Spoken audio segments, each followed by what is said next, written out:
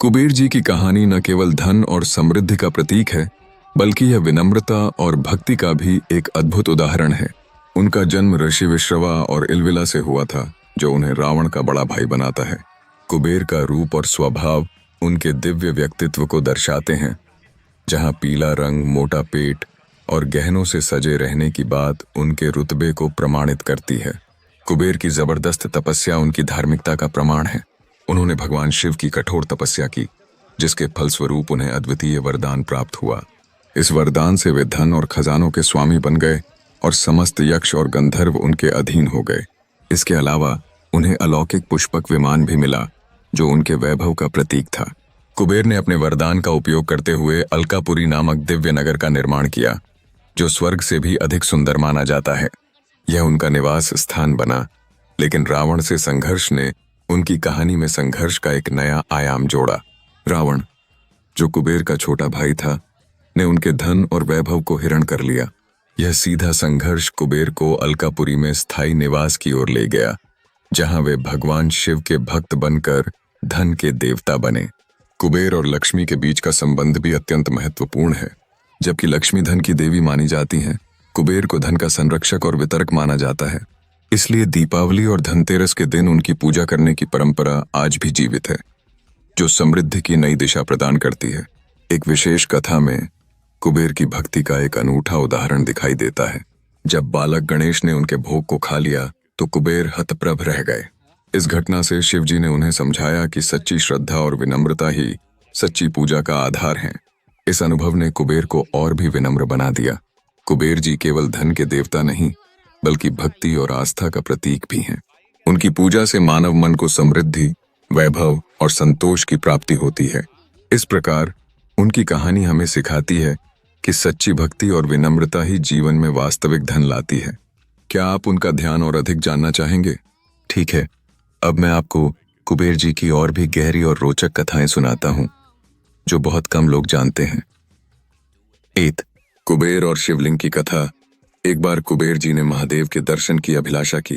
उन्होंने हिमालय की गुफाओं में बैठकर हजारों वर्ष तक तपस्या की। उनकी तपस्या से प्रसन्न होकर भगवान शिव प्रकट हुए और उन्हें धनपति का पद दिया। शिवजी ने कहा, तुम समस्त यक्षों, गंधर्वों और खजानों के स्वामी रहोगे। तुम्हारे बिना लक्ष्मी का वैभव भी अधूरा होगा।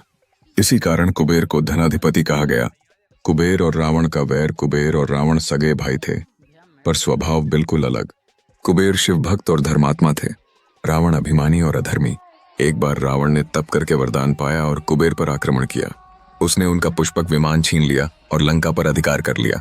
रावण के अहंकार के बावजूद कुबेर ने कभी प्रतिशोध नहीं लिया, बल्कि शांत भाव से अलकापुरी जाकर रहने लगे।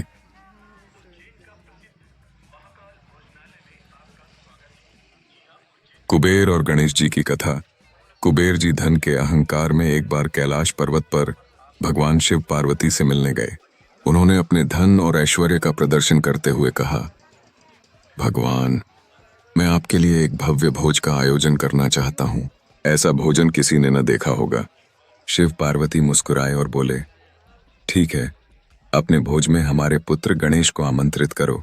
भोज के दिन गणेश जी वहां पहुंचे और खाते खाते सारा भोजन खा गए। जब भोजन समाप्त हो गया तो गणेश जी ने कुबेर से कहा, मुझे और चाहिए, वरना मैं तुम्हें ही खा जाऊंगा। कुबेर डर कर भागे और अंत में शिव पार्वती के पास आए। शिव जी ने कहा, कुबेर, अहंकार छोड़ो। धन से नहीं, भक्ति और विनम्रता से ही तृप्ति मिलती है। यह सुनकर कुबेर लज्जित हुए और उन्होंने कभी घमंड न करने का संकल्प लिया। 4 कुबेर और अलकापुरी। कुबेर का नगर अलकापुरी कहा जाता है, जो कैलाश पर्वत के उत्तर में स्थित है। कहते हैं कि यह नगर स्वर्ण और रत्नों से बना हुआ है। यहाँ यक्ष और किन्नर निवास करते हैं। आज भी लोक कथाओं में माना जाता है कि हिमालय की गहराइयों में कुबेर का खजाना छिपा है। 5 कुबेर और लक्ष्मी पूजन। कुबेर जी लक्ष्मी जी के सहायक माने जाते हैं। लक्ष्मी धन की देवी हैं, कुबेर धन के रक्षक और कोषाध्यक्ष। इसलिए दीपावली, धनतेरस और अक्षय तृतीया पर लक्ष्मी के साथ कुबेर की पूजा करने की परंपरा है। सार यह है कि कुबेर हमें सिखाते हैं, धन का उपयोग अहंकार के लिए नहीं, बल्कि धर्म और सेवा के लिए होना चाहिए। धन तभी शुभ है जब उसके साथ संतोष और विनम्रता हो। क्या आप चाहेंगे कि मैं आपको कुबेर जी के गुप्त खजाने और उनके 14 निधियों रत्नों की कथा भी सुनाऊं।